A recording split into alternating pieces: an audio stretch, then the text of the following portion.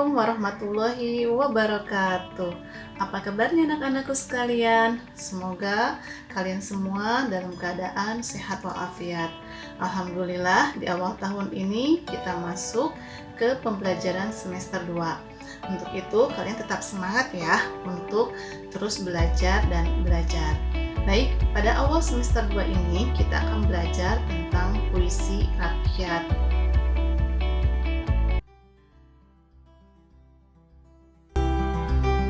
Kesempatan ini kita akan belajar di KD 3.9, yaitu mengidentifikasi informasi berupa pesan, rima, dan pilihan kata dari puisi rakyat, pantun, syair, dan gurindam, dan bentuk puisi rakyat setempat yang dibaca ataupun yang dibaca. Pada pertemuan kita kali ini, kita akan memiliki tujuan pembelajaran, yaitu diharapkan setelah kita mempelajari materi ini, kalian memiliki kemampuan yang pertama, yaitu menyimpulkan ciri umum puisi rakyat, pantun, syair, dan gurindam pada teks yang dibaca atau yang didengar. Tujuan pembelajaran yang kedua yaitu kalian mampu membandingkan persamaan dan perbedaan struktur pantun, syair, dan gurindam pada teks yang dibaca atau yang didengar.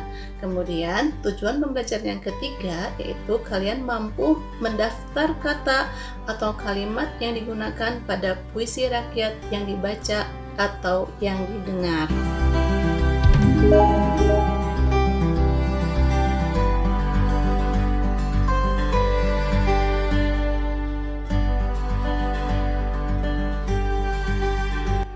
Puisi rakyat merupakan warisan budaya bangsa yang wajib kita pelihara.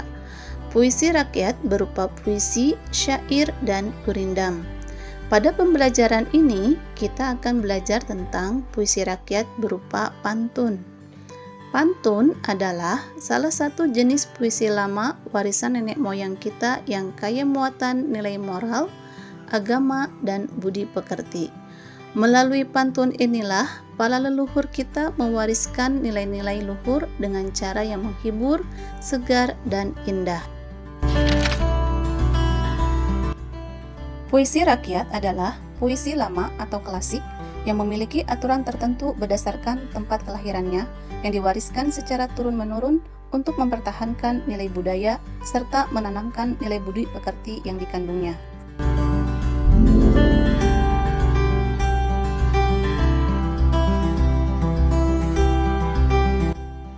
Melalui kesastraan lama, kamu dapat memahami nilai-nilai yang ingin diwariskan para leluhur. Puisi rakyat berupa pantun, syair, gurindam, atau puisi rakyat yang berkembang di daerah tertentu. Dalam dunia kesastraan, kita memiliki warisan turun-temurun berupa cerita rakyat atau puisi rakyat yang tidak diketahui siapa pengarangnya. Karena merupakan hasil turun-temurun dan tidak diketahui siapa pengarangnya, puisi lama biasanya disampaikan dari mulut ke mulut.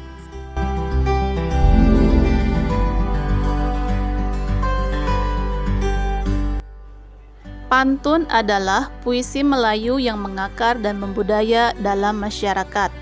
Pantun dikenal dengan banyak nama di berbagai bahasa di Nusantara, seperti tonton berasal dari bahasa Tagao, tuntun berasal dari bahasa Jawa, pantun berasal dari bahasa Toba, yang memiliki arti kurang lebih sama, yaitu sesuatu ucapan yang teratur, arahan yang mendidik, bentuk kesantunan. Pantun tersebar hampir di seluruh Indonesia. Fungsi pantun di semua daerah seperti Melayu, Sunda, Jawa, atau daerah lainnya sama, yaitu untuk mendidik sambil menghibur.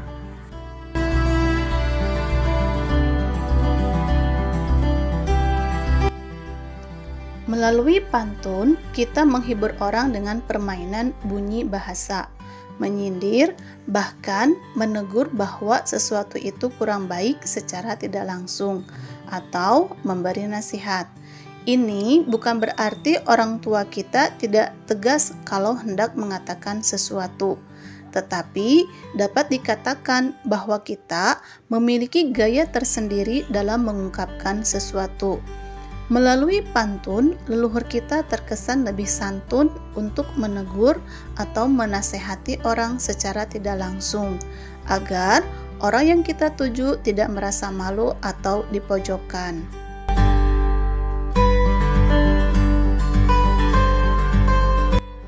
Contoh pantun 1. Air surut memungut bayam, sayur diisi ke dalam kantung. Jangan diikuti tabiat ayam, bertelur sebiji riuh sekampung. Penjelasannya adalah baris ke-1 sampiran, air surut memungut bayam. Baris kedua merupakan sampiran, sayur diisi ke dalam kantung. Baris ketiga bagian isi, jangan diikuti tabiat ayam, yang memiliki arti jangan meniru perilaku seperti ayam. Baris keempat bagian isi, bertelur sebiji riuh sekampung, yang artinya menggambarkan kebaikan atau prestasi yang baru saja dilakukan. Jadi, makna dari pantun tersebut adalah jangan mengumbar kebaikan atau prestasi yang baru saja dilakukan untuk memperoleh pujian.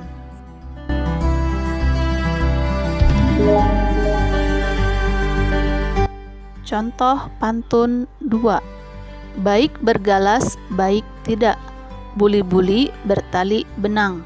Baik berbalas, baik tidak. Asal budi sama dikenal. Baik bergalas, baik tidak, ini pada baris ke-1 merupakan sampiran. Buli-buli bertali benang, ini baris kedua merupakan sampiran. Baik berbalas, baik tidak, ini bagian isi, baris ketiga, yaitu di mana artinya perbuatan baik yang dibalas ataupun tidak dibalas. Kemudian di baris yang keempat bagian isi, asal budi sama dikenal, artinya semua perbuatan baik pasti akan diingat. Jadi semua perbuatan baik yang dibalas maupun tidak dibalas pasti akan diingat. Nah, berdasarkan dua contoh pantun tadi, kalian dapat memahami dan mengenal ciri-ciri pantun. Ciri-ciri pantun yang pertama yaitu tiap bait terdiri dari 4 baris atau 4 larik. Kemudian, ciri yang kedua, tiap baris terdiri dari 8 sampai dengan 12 suku kata. Kemudian ciri yang ketiga, rima akhir setiap baris bersajak A, B, A, B.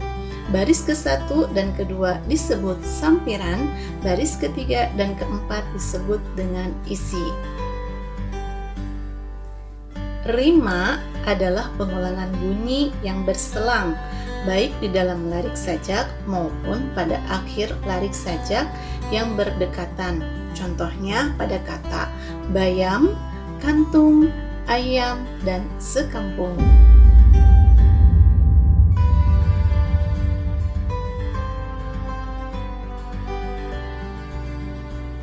Syair. Syair adalah salah satu puisi lama.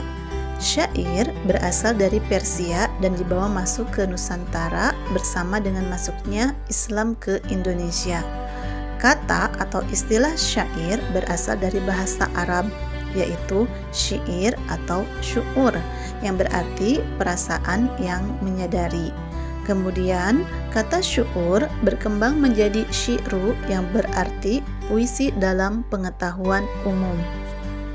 Dalam perkembangannya, syair tersebut mengalami perubahan dan modifikasi sehingga menjadi khas Melayu, tidak lagi mengacu pada tradisi sastra syair negeri Arab. Penyair yang berperan besar dalam membentuk syair khas Melayu adalah Hamzah Van Suri dengan karyanya antara lain Syair Perahu, Syair Burung Pingai, Syair Dagang, dan Syair Sidang Fakir. Berikut ini contoh syair, Judulnya Syair Perahu. Inilah gerangan suatu madah, mengarangkan syair terlalu indah. Membetuli jalan tempat berpindah, di sanalah itikat diperbetuli sudah. Wahai muda, kenali dirimu, ialah perahu tamsil tubuhmu. Tiadalah berapa lama hidupmu, ke akhirat jua kekal hidupmu. Hai muda arif budiman, hasilkan kemudi dengan pedoman. Alat perahumu jua kerjakan, itulah jalan membentuli insan. Perteguh jua alat perahumu, hasilkan bekal air dan kayu. Dayung pengayuh taruh di situ, supaya laju perahumu itu. Sudahlah hasil kayu dan ayar, angkatlah pula sauh dan layar. Pada beras bekal jantanlah taksir, niscaya sempurna jalan yang kabir. Ciri-ciri syair tidak berbeda jauh dengan ciri-ciri pantun. Yang pertama yaitu setiap bait terdiri dari 4 baris. Setiap baris terdiri dari 8 sampai dengan 14 suku kata. Kemudian bersajak a a a a. Semua baris adalah isi. Bahasa yang digunakan biasanya berupa kiasan.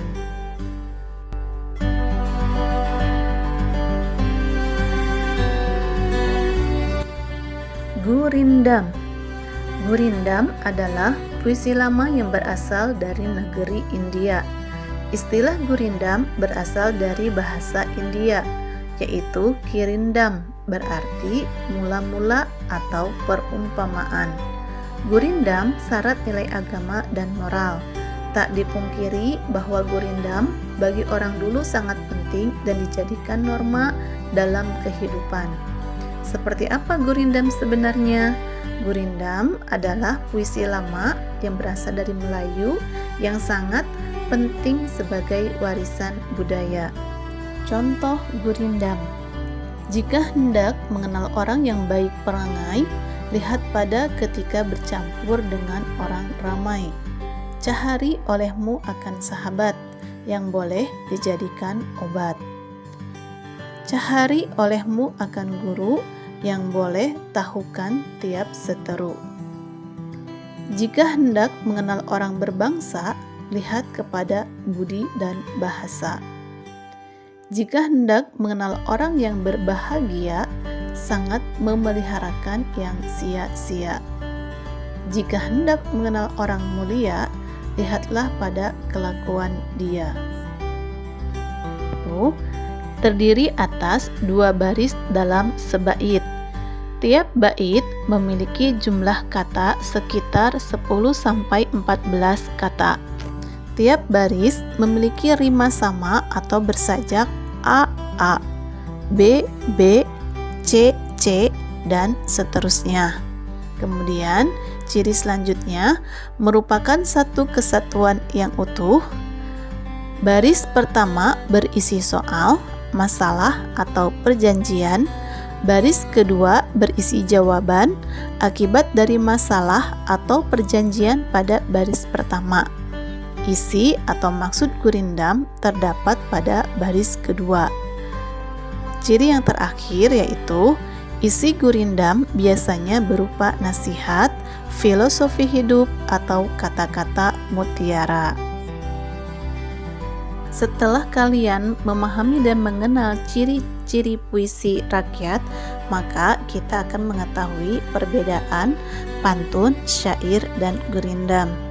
Dilihat dari aspek tujuan, perbedaannya adalah pantun menyampaikan nasihat, menyatakan rasa sayang, ajaran budi pekerti, dan moral untuk kepentingan sosial dan hiburan. Sedangkan syair menyampaikan cerita dan pengajaran serta digunakan dalam kegiatan-kegiatan yang berunsur keagamaan. Kemudian, sedangkan gurindam adalah untuk menyampaikan nasihat atau kata-kata mutiara. Kemudian, perbedaan selanjutnya yaitu dilihat dari struktur isi. Pantun, satu bait terdiri dari 4 baris. Baris 1 1 dan 2 merupakan sampiran, baris 3 dan 4 merupakan isi. Teks pantun berbentuk bait-bait. Ada keterkaitan isi baris pertama dan kedua, dan ada keterkaitan isi baris ketiga dan keempat. Kemudian syair, satu bait terdiri dari 4 baris. Setiap baris mempunyai makna yang berkaitan dengan baris-baris sebelumnya. 4 baris merupakan satu kesatuan ide. Tidak ada sampiran maupun isi seperti pantun. Syair perlu dilakukan untuk membentuk nyanyian. Kemudian, ciri perbedaan struktur gurindam yaitu satu bait terdiri dari 2 baris. Bait pertama merupakan sebab atau persoalan, bait kedua merupakan akibat atau penyelesaian. Isi terletak di lirik kedua. Dan selanjutnya yaitu dilihat dari ciri teks. Pantun bersajak ABAB terdiri dari 8-12 suku kata, pilihan katanya singkat, padat, dan jelas. Syair bersajak AAAA terdiri dari 8-12 suku kata. Gurindam bersajak AA terdiri dari 10-14 suku kata. Perbedaan selanjutnya yaitu dilihat dari ciri bahasa. Pantun bahasanya singkat, padat, dan jelas serta menggunakan bahasa campuran. Sedangkan syair menggunakan bahasa kiasan dan bahasanya harus sama. Setelah mengetahui perbedaannya, maka selanjutnya yaitu persamaan pantun dan syair. Pantun dan syair memiliki kesamaan. Yang pertama, terdiri dari 4 baris dalam satu baitnya. Kemudian terikat oleh rima. Tiap baris terdiri dari 8-12 suku kata. Pantun dan syair adalah puisi lama. Persamaan syair dan gurindam terikat oleh rima. Barisnya merupakan kesatuan yang utuh, merupakan puisi lama. Persamaan pantun, syair, dan gurindam yang pertama yaitu pantun, syair, dan gurindam merupakan puisi lama. Tujuannya untuk menyampaikan pengajaran atau nasihat. Alhamdulillah, pada pembelajaran ini kalian sudah mengenal dan memahami ciri-ciri puisi rakyat. Ibu harapkan setelah kalian mengenal ciri-ciri puisi rakyat serta mengetahui bersama dan perbedaannya, kalian mampu melestarikan budaya leluhur kita. Sekian materi pembelajaran kita hari ini, semoga bermanfaat untuk kalian dan untuk kita semua. Wabillahi taufiq wal hidayah. Wassalamualaikum warahmatullahi wabarakatuh.